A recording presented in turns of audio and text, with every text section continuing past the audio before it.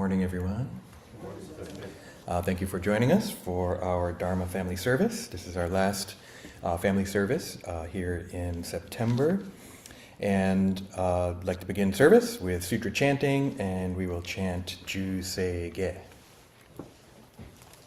Juseige is on page 23 in the small purple book, page 93 in the large purple book.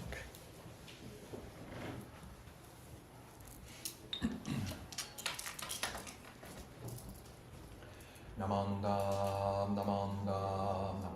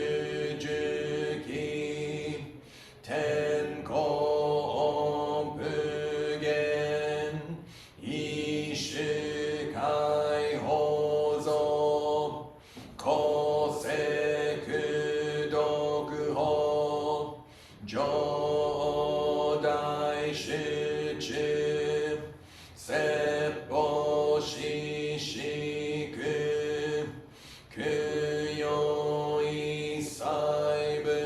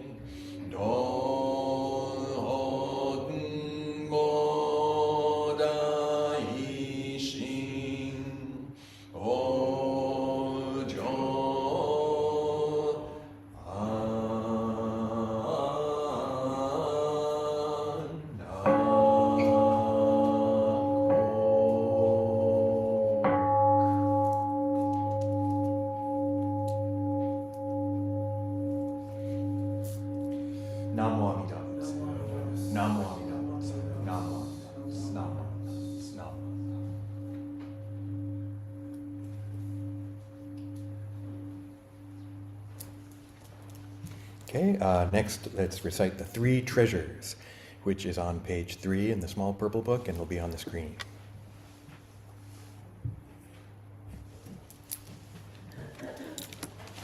The three treasures. Hard is it to be born into human life, now we are living it. Difficult is it to hear the Buddha Dharma, now we hear it.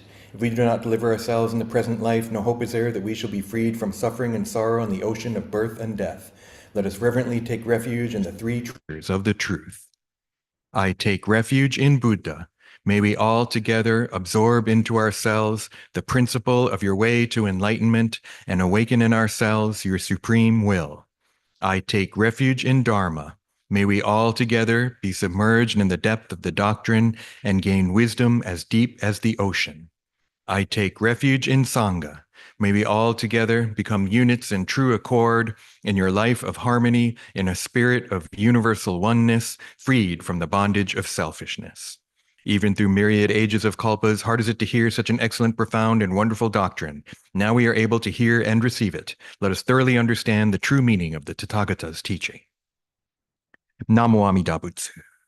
Namo Amida Butsu. Namo Amida Butsu. Namandam.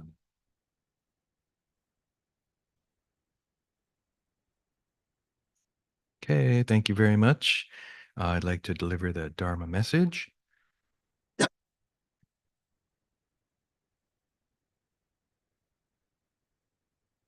Okay, welcome to our Dharma Family Service once again. Today I wanted to share a couple of things.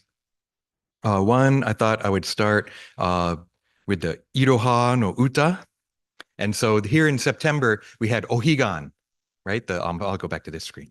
The fall Ohigan, right? And fall Ohigan is an interesting holiday. It's the equinox, right? And so based on the seasons and this time of year when day or night are equal, in Japan, it's a Buddhist holiday, but only in Japan, apparently.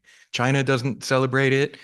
Tibet doesn't celebrate it. It seems to be a Japanese holiday, Japanese Buddhist holiday, right? And interestingly, based on the seasons, right? A lot of our holidays are like Shakyamuni's birthday, Shinran's memorial, right? They're kind of based on the birth or death of an important person.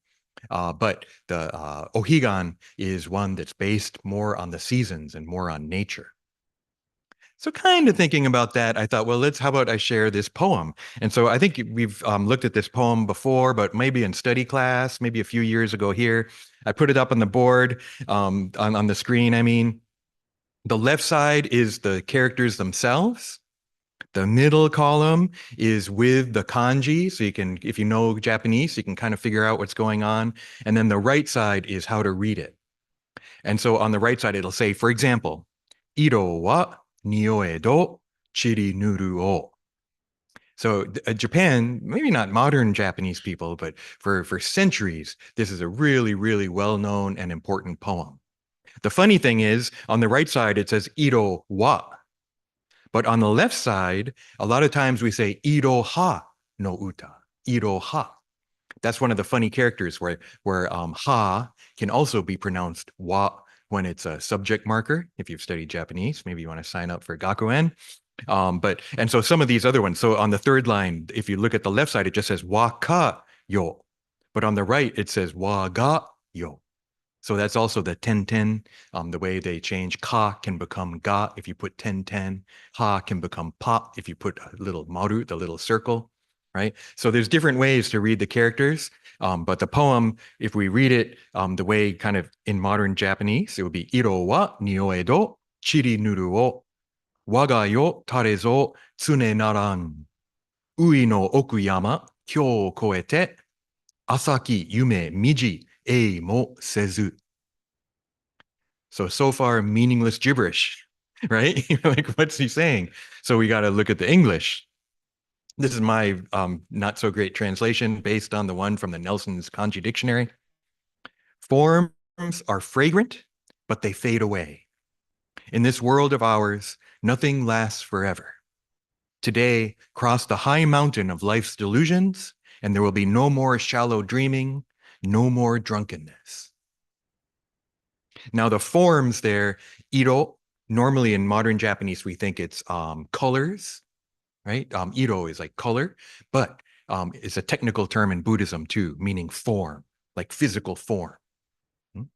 So forms are fragrant, or even colors are fragrant, yet they fade away. In this world of ours, nothing lasts forever. No one lives forever.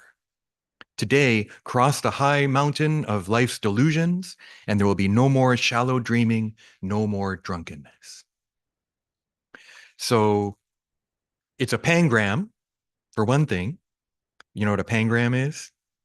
It's a sentence or a word that uses each letter once, like the quick brown fox jumps over the lazy dog. Even though maybe this isn't a perfect pangram, but Iroha ni hoe to chiri nuru o is how Japanese people learned how to write the alphabet, hiragana. So unlike us, where we go A, B, C, D, E, F, G, right? We have a song, H, I, J, K, L, M, N, O, P.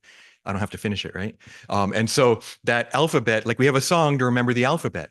For centuries in Japan, people have memorized the alphabet, Iroha ni hoe to chiri nuru o, and they wrote out the characters. Each character appears only once, but it has this Buddhist meaning. Everything is impermanent. Nothing lasts forever. But if we cross over the mountain of delusion and ignorance, we'll have no more dreaming, no more drunkenness. That's how people memorize the alphabet in Japanese for centuries. Right? So with this poem, which only uses each character once, I think Japanese people internalized some of these Buddhist ideas. Right? And so, here's an example. It's so popular that they even put it on stuff. So what you see on the screen is this thing actually here. Which way's up? Iroha. Yep. So here you go. So this is just like a piece of cloth with Iroha ni hoe to chiri nuru o, right? Starting up here on the upper right and reading down. And it's actually twice. I was like, that's a lot, isn't it? Is it really the Iroha no Uta? Oh yeah. Iroha ni hoe to chiri nuru o is one line. Waga yo tarezo, right? So and it starts again here, partway through, right? So on this piece of cloth, right? This is one of those things that it's like this well-known poem. Heart Sutra would be another one. You might find it on a necktie. You might find it on like this piece of cloth, on a pillowcase, right? That it's just so ingrained in Japanese culture. Actually, you know how we go 1, 2, 3, or A, B, C to like list things out in an outline? In Japanese, Iroha, they use those letters to do 1, 2, 3, or to A, B, C to make a list.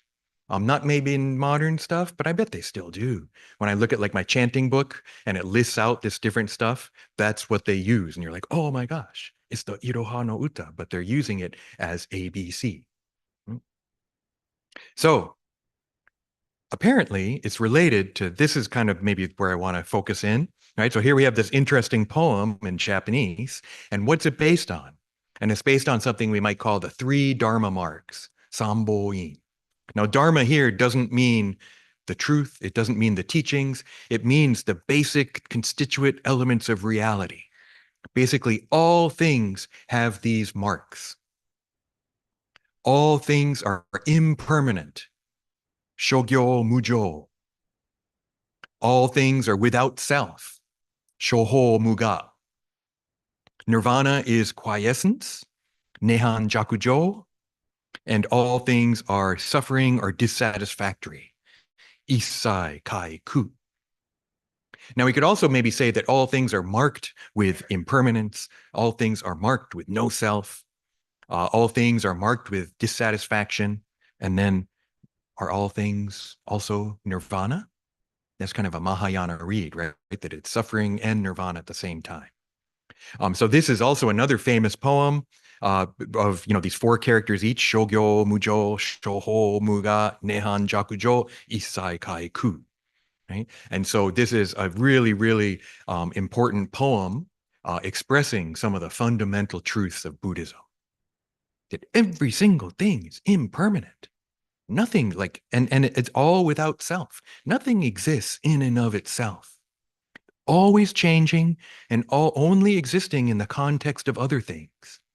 Interconnectedness, impermanence, right? 2 of the basic Buddhist teachings that I think a lot of us have heard again and again and again. But here it's expressed in a kind of technical manner, right? And yet so important. I like the shogyo. That gyo is interesting. The second character in the first line. Normally it means like iku, to go, right? Ega ni ikimashou. Let's go see a movie, or let's go to a movie, right? Or gyo, like practice, to do Buddhist practices. But here I think it means like elements. It's kind of like the we have the four elements in Western thought, right? Earth, air, fire, and water. But in Chinese, it's earth, air, fire, water, and space. There's five elements, five gyo. And so if you get into like Chinese astrology and stuff, they have this gyo there for these elements. So all the elements, though, are impermanent. Nothing lasts forever, and it's constantly changing. And nothing exists in and of itself. And here, shoho, that ho is this dharma, but meaning the constituent elements of reality. They're without self. What I want to look at is that nirvana is quiescence, line 3. What the heck is quiescence? Anybody know? Anyone heard this term? Seriously, anybody? You might have heard it. It seems like it might be a word that seems to make sense. It doesn't seem made up. But one of the people in my class who's not Buddhist this semester, she asked, so why is quiescence so important? Are Buddhists just not into mobility? Like moving? And I was like, what do you mean moving? I thought quiescence meant peace. But so I looked it up. I had to look it up. I never bothered to look it up and look into it that deeply. But one I found is this method has been shown to induce sleep-like quiescence in adult animals. This is just totally unrelated, right? But it means inactivity or dormancy, maybe in a kind of scientific sense. The other example, that's a recurrent phenomenon on the peninsula with 800 years of pause or quiescence, followed by 100 or 200 years of intense eruptions, followed by another quiet period. So it's talking about volcanoes, right? And they're using quiescence in the context of volcanoes, right? So dormancy and stillness, not moving. Right? So we have to look at the Chinese characters, Nehan Jakujo. Nehan is just the Chinese characters that they use to sound out nirvana. Okay, so when Buddhism goes from India to China and they're like talking about nirvana and they're what is that again? Nirvana, nirvana. Oh, Nehan, Nehan, right? And they come up with these characters to try and sound out the word. This is one of the weird ones that doesn't really sound like what we're talking about, nirvana. I don't see how nirvana and Nehan really sound that close, but at least it has the N, right? So the Nehan, that we get chant that in Sambutsuge. But the important one here is Jakujo. Jakujo.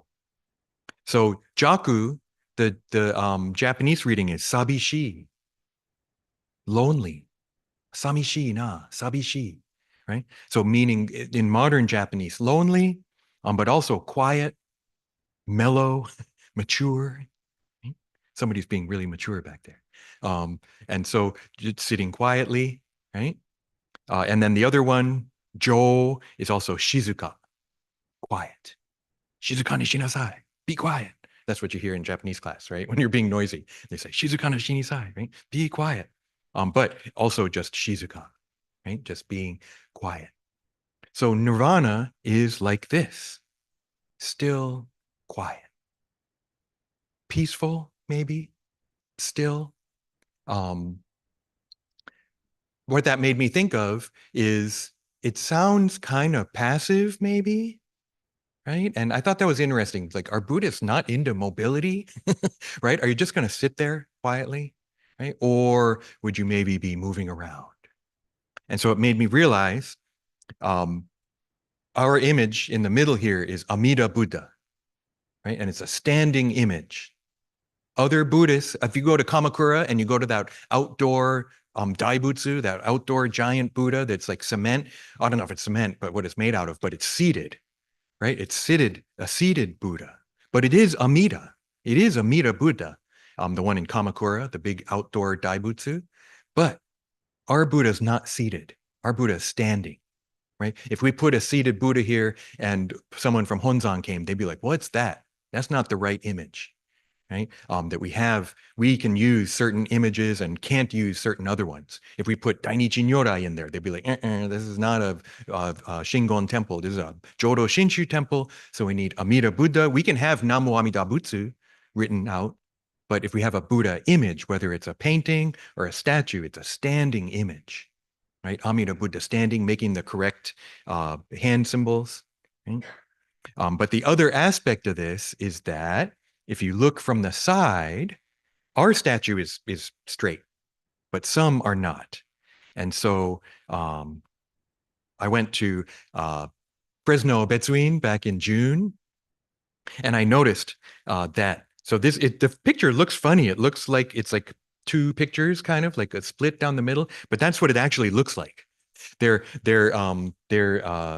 Buddha image and the kind of the kuden and the shumidan, the base and the house are kind of just not against anything.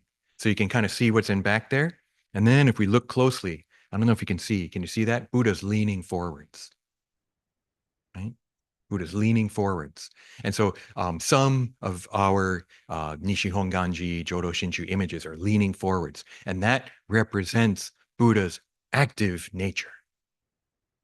Our Buddha is not seated in meditation. Our Buddha is not seated just still and dormant. Right? Our Buddha is actually understood to be active, the active side of compassion. See, often wisdom is associated with meditation, right? And so when you're meditating, what, 2 hours straight? I've never done it, but 3 hours straight, maybe take a week-long retreat, and you sit for hours and hours and hours, right? And you're trying to have some kind of satori. I don't want to misrepresent, but that might be one way we could understand it. I'm trying to have a realization here, and I'm seated. Maybe I've been given a koan to contemplate. Maybe I'm just told, just sit zazen. Thoughts come, let them go, right? And so that kind of seated meditation posture is more wisdom. Compassion, the other side, right? Compassion is active, coming from Buddha, right? So that Buddha's not just standing there, but Buddha's like leaning forward saying, come on, calling to us. And so that is, to me, kind of a, not antidote, but there's another aspect of Nehan, of this nirvana, right? In one sense, it's peace. And so that peace, I think, is not getting caught up in anger, right? Not getting caught up in desire, not diving into my ignorance, right? But something more peaceful and aware, maybe. But I love how I finally found an image where this one's really leaning forwards, huh? And really this active aspect of compassion of Buddha reaching out to us. The other one is all things are marked with suffering, right? And so that suffering is, remember, isai kai ku. This is not ku like sky or emptiness. This is ku. And the Japanese reading would be kurushi, right? Meaning suffering or trial or worry, etc. Right? And that's related to the Indian term dukkha or dukkha, right? Which can be understood as suffering, but also dissatisfaction. Right? It's not just not only like oh, it hurts so much, right? But even a kind of thing of I want this, but now I want something else. So this morning my cat woke me up at 5 a.m.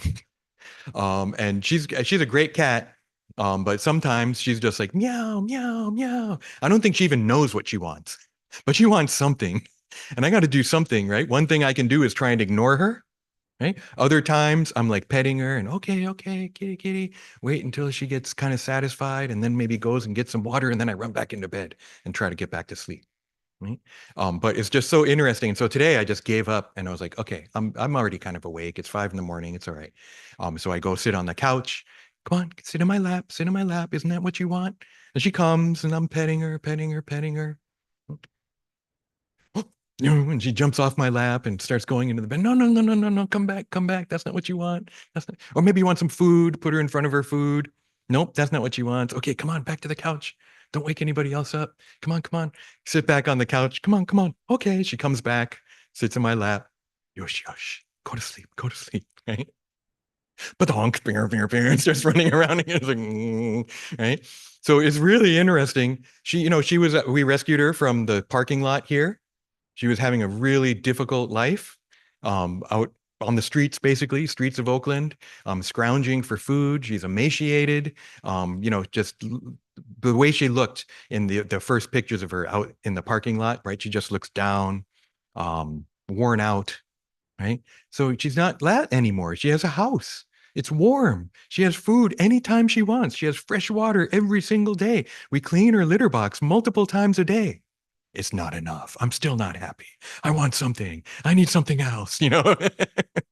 It's just really interesting to watch her and just feel this dukkha in a way, right? Of not being satisfied.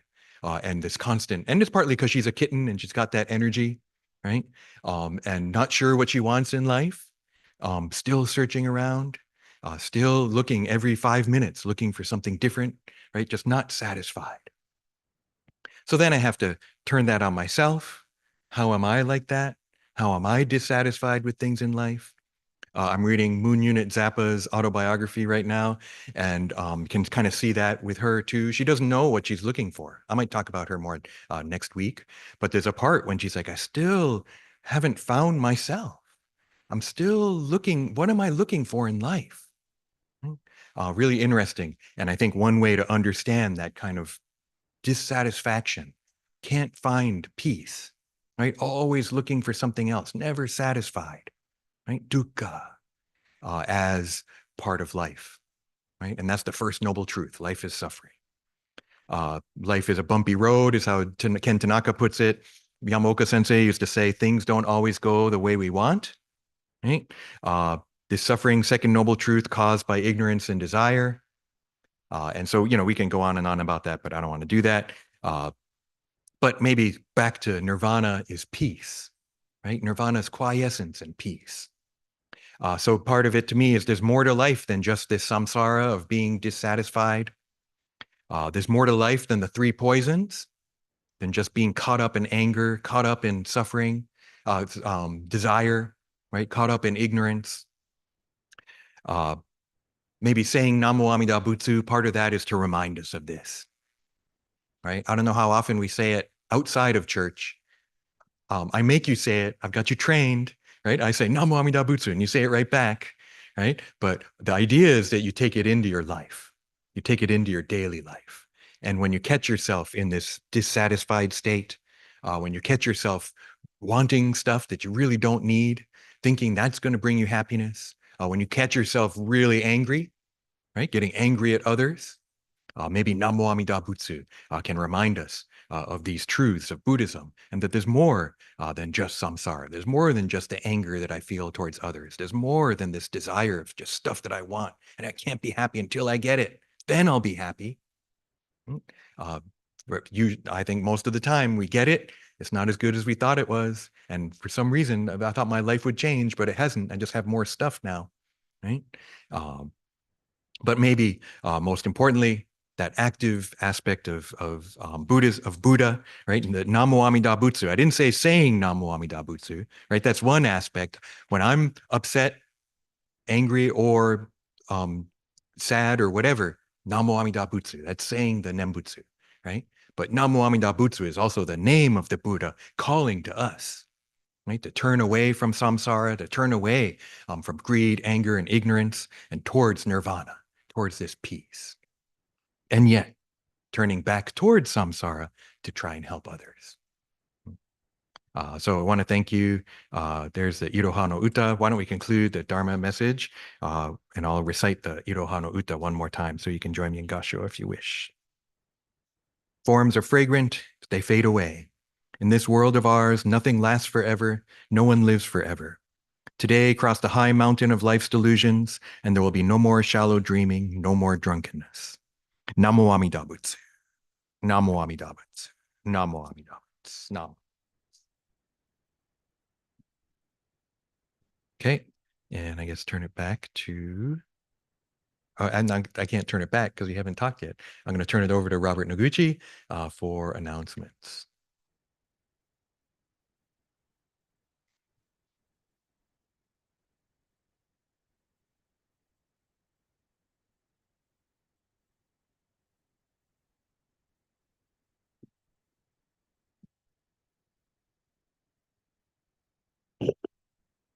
Okay, thank you very much. Good morning, everyone. Welcome to the Buddhist Church of Oakland.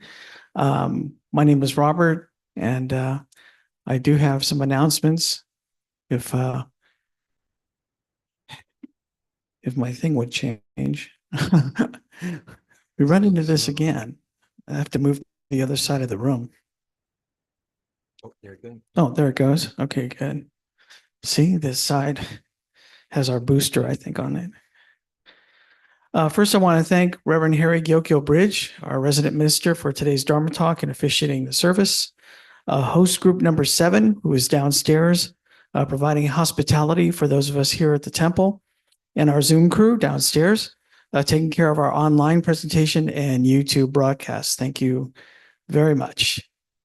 We started our BCO study class and Dharma chat actually last week, and very happy to say that both the study class and the Dharma chat were very successful and well received. So I hope that you'll join us for our next one, and I'll announce those dates in just a moment. Excuse me, our Dharma chat. This is from last Sunday's Dharma chat. So I want to thank Reverend Bridge for conducting both the study class and the Dharma chat last week. Lots happened over this past week. Last Monday, the Buddhist Church of Oakland held its annual Golf Fun Day. And this is a picture of the committee. So there's a number of people there. So they worked very hard and raised some money for the church last Monday. So we want to thank them very much. And as you could see, the people are having a good time. It's funny that the pictures that I have, I don't have any pictures of anyone playing golf, but they're all standing there having a good time. And actually yesterday, let's see, the thing's not changing again. There we go. The Jodo Shinshu Center, the Women of the BCA seminar was held.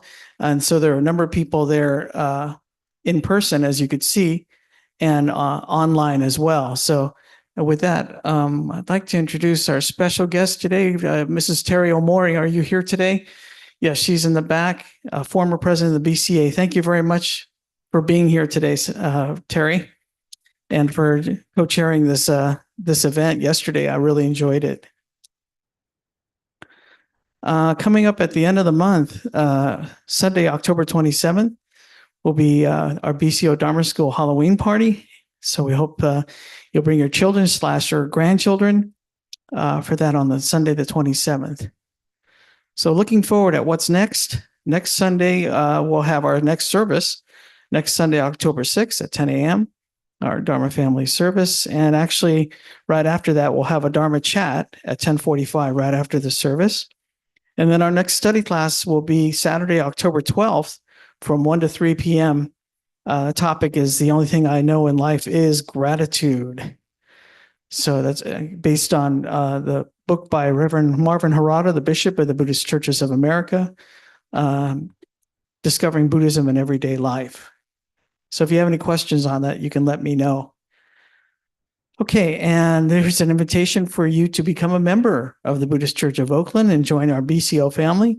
If you have any questions about that, let me know or talk to any one of our members about being a member of the BCO. And there's these brochures, these Sangha community brochures are downstairs next to our picture board, bulletin board at the bottom of the staircase. And so with that, we thank you very much for joining us and supporting the Buddhist Church of Oakland. And you can visit our website. All of our information and everything is on that website. So please look at it, and as well as the bulletin boards downstairs. So we thank you very much for that. If you have any questions, please let us know. And with that, once again, thank you very much for coming. I'll turn it back over to Sensei. Thank you, Robert. This will conclude our Dharma Family Service. And so you can come up and offer incense if you have not done so already. Why don't we conclude the Kansho? Namo Amida Butsu. Namo Amida Butsu. Namo Amida Butsu. Namo Amida Butsu. Namo.